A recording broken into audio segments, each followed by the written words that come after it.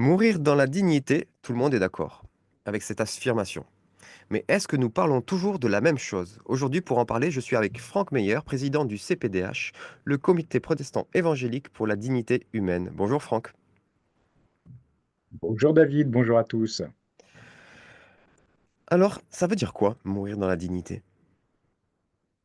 Eh bien, je pense que ça ne veut pas dire la même chose pour tout le monde. Ce qui est difficile sur un sujet comme celui-là, c'est de comprendre le sens des mots.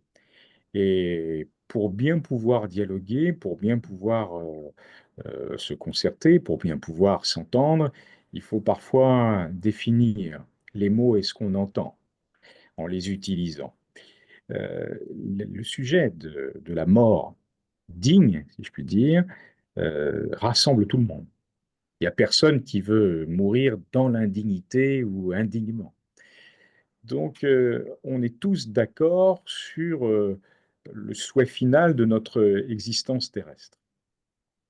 Après, la concrétisation pratique de ce souhait partagé unanimement, je crois, elle n'est pas identique selon qu'on se place du côté de ce qu'on appelle les tenants du droit de mourir, c'est-à-dire qu'ils en font un droit de mourir. Je laisse de côté la dignité. Et selon qu'on se place de l'autre côté, de ceux qui pensent que euh, mourir est une nécessité d'accompagnement. Il y a nécessité d'accompagnement dans une personne qui va mourir. Bon, pour faire clair, il y a une différence entre accompagner un mourant, comme on dit, mais un mourant, il est toujours vivant, ou précipiter la mort du mourant qui est toujours vivant. Mhm. Alors maintenant, euh, pensons-nous sur le mot dignité. Il y a deux grandes familles de pensée. Et je vais commencer par la pensée chrétienne. Pour la pensée chrétienne, l'homme a une dignité qui est intrinsèque. C'est-à-dire le fait d'être un être humain, ça lui donne sa dignité. Et cette notion de dignité, chez les chrétiens, elle repose sur quatre piliers. Le premier pilier, c'est que l'être humain a été créé à l'image de Dieu, selon sa ressemblance. Et il n'y a pas plus élevé en dignité que Dieu lui-même. Donc c'est une sorte de dignité héritée. Nous avons été créés à l'image de Dieu. Deuxièmement, euh, Dieu s'est fait homme en Jésus-Christ. Et là, l'être humain étant, la nature humaine devenant le lieu de l'incarnation, ah, mais alors là, ça donne une dignité toute particulière, y compris au corps.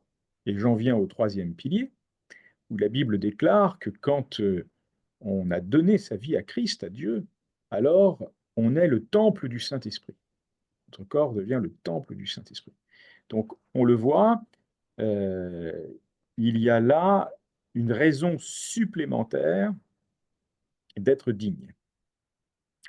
Et enfin, la mission que Dieu a confiée à l'être humain lui confère aussi une dignité très haute. Parce que dans la Genèse, on voit qu'à la création de l'être humain, Dieu confie aux êtres humains la terre. Il leur confie la création.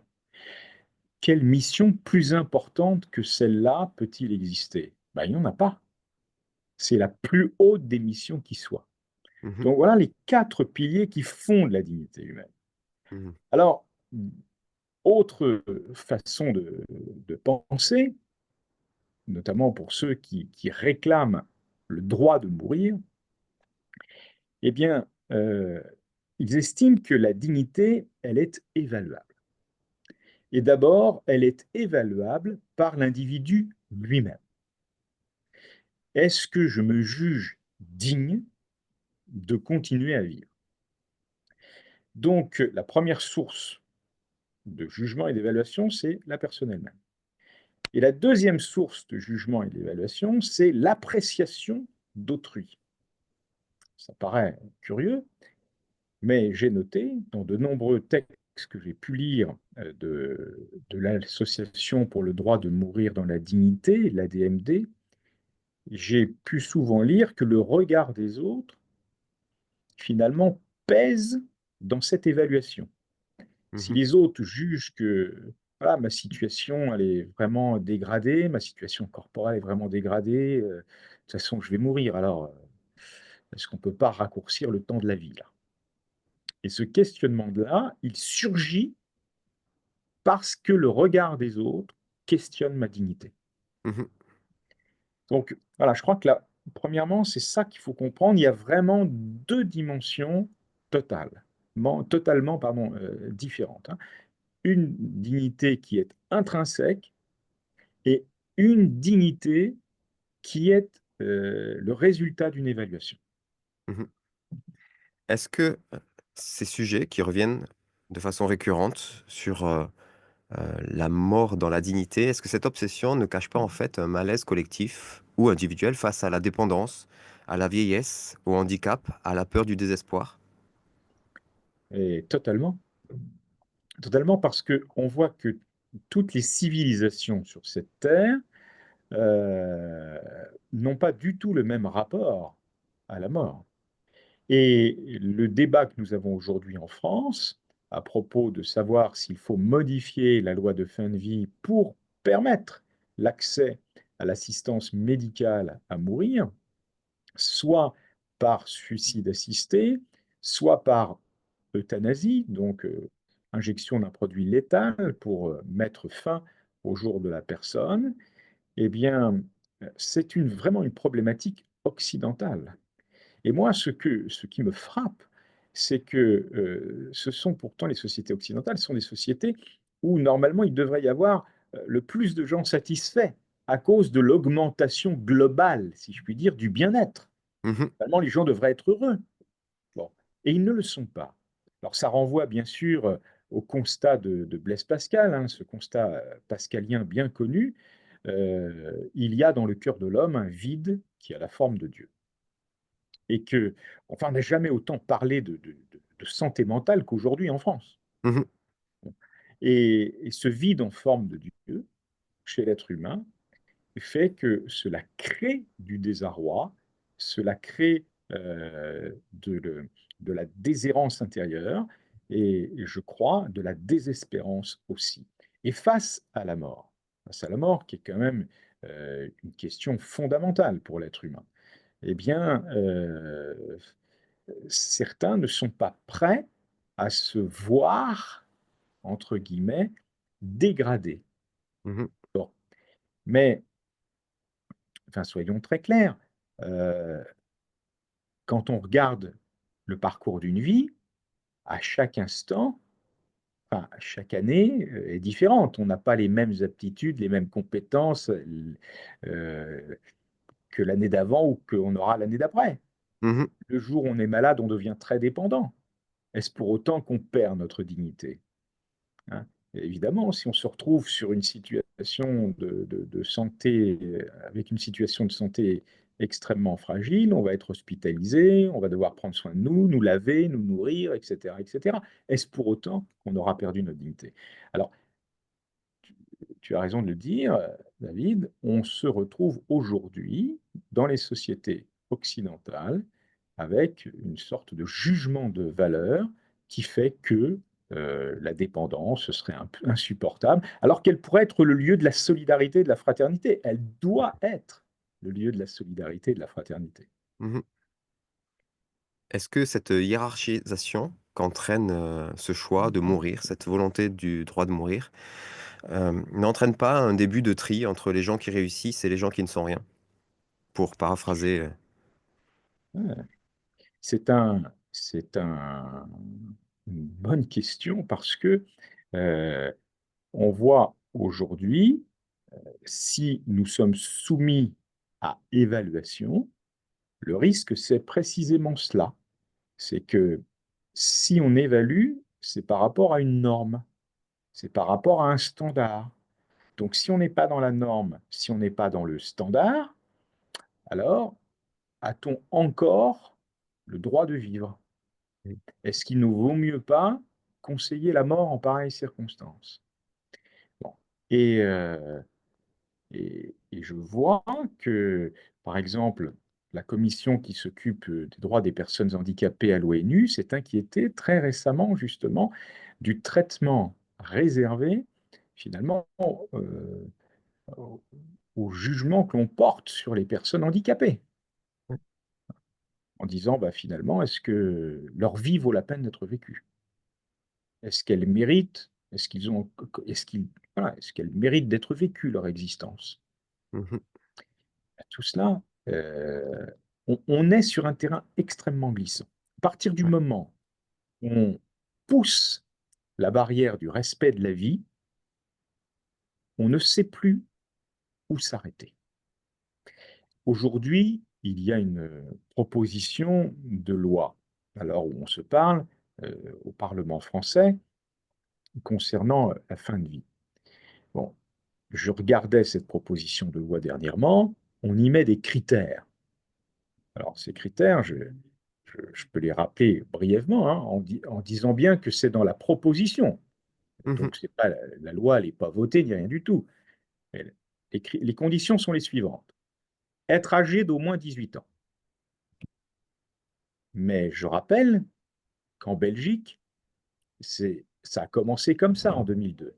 Il Oui. fallait être majeur et la Belgique autorise aujourd'hui l'euthanasie des mineurs.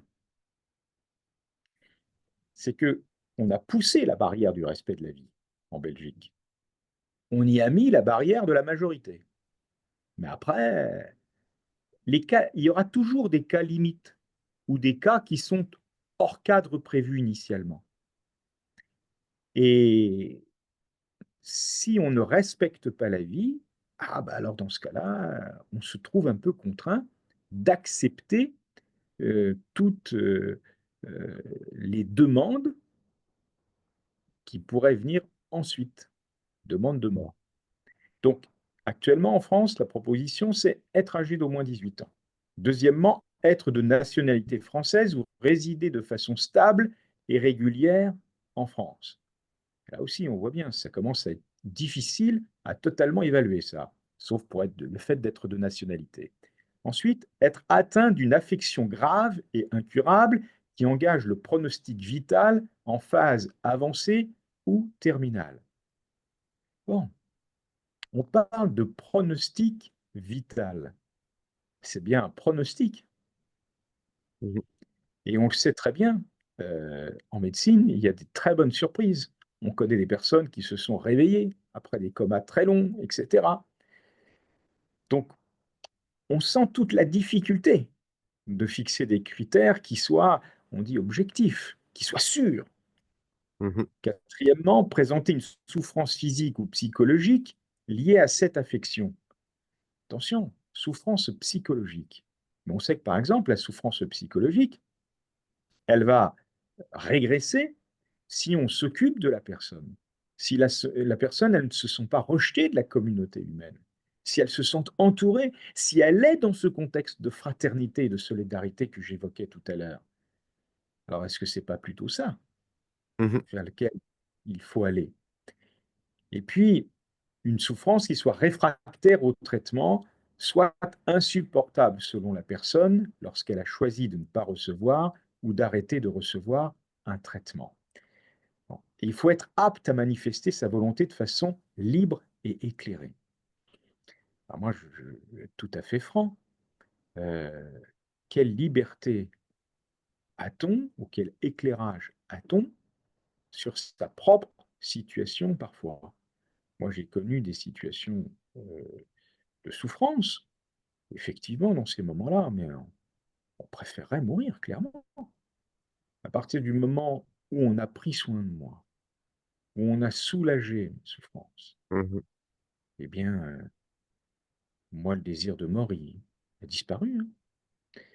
Donc, il y a là un choix de direction. Quand on nous fait la proposition de l'euthanasie et du suicide assisté, je le dis très clairement et très simplement, on ne cherche pas à supprimer la souffrance, on supprime le malade. Mmh. Et ça, il faut bien en avoir conscience.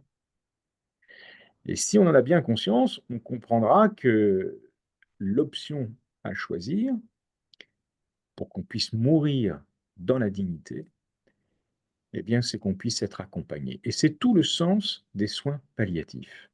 Les soins palliatifs, selon l'Association française de soins palliatifs, euh, ils doivent prendre en charge la personne dans sa globalité. À la fois la souffrance physique qui doit être prise en charge, et aujourd'hui, heureusement, on a des moyens importants pour cela, mais ce sont aussi, c'est un accompagnement affectif, moral et même spirituel. L'Association française de soins palliatifs rappelle que dans les soins palliatifs, la dimension spirituelle, elle doit aussi être prise en compte. Donc finalement, c'est aborder la personne dans sa globalité, de manière fraternelle et solidaire, eh bien, qui témoigne de la dignité qu'on lui doit. Et alors, oui, là, je peux parler d'accompagnement à mourir dans la dignité. Très bien. C'est quand même bien différent du fait de simplement injecter une, euh, une substance létale pour dire, voilà, comme ça, vous ne souffrirez plus, c'est sûr. Effectivement. Pour terminer, aujourd'hui, tu l'as dit, la souffrance physique, c'est plus un problème. On sait répondre aux souffrances physiques. Quelle réponse chrétienne tu donnerais à ces peurs de ne pas être digne, de ne pas être suffisant, de ne plus être utile? Alors, juste avant de répondre à cette question, je veux quand même dire que oui, il peut arriver exceptionnellement des souffrances réfractaires, hein. Et dans ce cas-là, sur ces cas extrêmes, parce que ça existe aussi, mais ce n'est pas la majorité des cas, Mhm. les médecins, je le sais, peuvent parfois plonger la personne dans un coma artificiel, hein, ce qui va, pour le coup, soulager vraiment sa souffrance. Et puis, il y a une collégialité dans la décision à prendre, notamment sur le soin, etc., en lien notamment avec la personne de confiance. Alors, après, ta deuxième question, c'était, peux-tu me la C'est- rappeler sur... sur la réponse chrétienne à cette peur de ne plus être digne, de ne plus être suffisant, de ne plus être utile et donc de préférer en finir. Hmm. Bien, la réponse chrétienne, c'est l'amour. Tout d'abord, la conscience de l'amour de Dieu pour nous. Euh, Dieu donne sa vie par Jésus-Christ. Jésus-Christ meurt pour nous, pour que nous ayons la vie éternelle. C'est-à-dire que lui, il n'est pas du tout dans une proposition de mort à notre égard, il est dans une proposition de vie à notre égard. Et ça, c'est formidable. Donc, il nous a tant aimés, il a tant aimé le monde, Dieu, qu'il a donné son Fils unique, c'est-à-dire Jésus-Christ, afin que nous ayons la vie éternelle. Bon, vois-tu, là, on a une trajectoire, un projet, un objectif qui est incroyablement fort. Dieu nous aime. Quand on se sait aimer, même si on se juge indigne, forcément, ce regard d'amour nous valorise et nous apaise. Ben, combien de fois, on le sait, euh, une personne qui ne se trouve pas belle, qui ne se trouve pas bien, qui ne se trouve pas ceci, pas cela, il suffit d'avoir une parole valorisante, il suffit d'avoir un geste d'attention pour tout de suite lui redonner de la valeur et redonner confiance. Alors que si on est dans les paroles dévalorisantes, les attitudes méchantes, etc., évidemment, on va casser l'estime de soi de celui qui est en face de nous. Donc d'abord, la réponse, c'est l'amour et l'amour de Dieu. Hmm. Et la deuxième réponse, c'est toujours l'amour. Mais l'amour en- en- entre humains, l'amour d'autrui. Tu aimeras ton prochain comme toi-même. Mhm. Donc si toi, tu es en bonne santé, que ça va bien, euh, eh bien tu aimes l'autre de la même manière. Et, et ça, cet amour réciproque qu'on se doit les uns aux autres, parce que nous sommes des êtres humains, c'est une force considérable. Pour avoir souvent accompagné des personnes en fin de vie terrestre, eh bien, j'ai pu constater combien l'attention portée à la personne, l'écoute, encore une fois, ne pas la considérer en dehors de la communauté des vivants. Je le dis, une personne en fin de vie, elle est toujours en vie, hein, Mmh. et l'amour est vraiment la réponse chrétienne. Merci beaucoup Franck. À bientôt chers amis. Oui, à bientôt.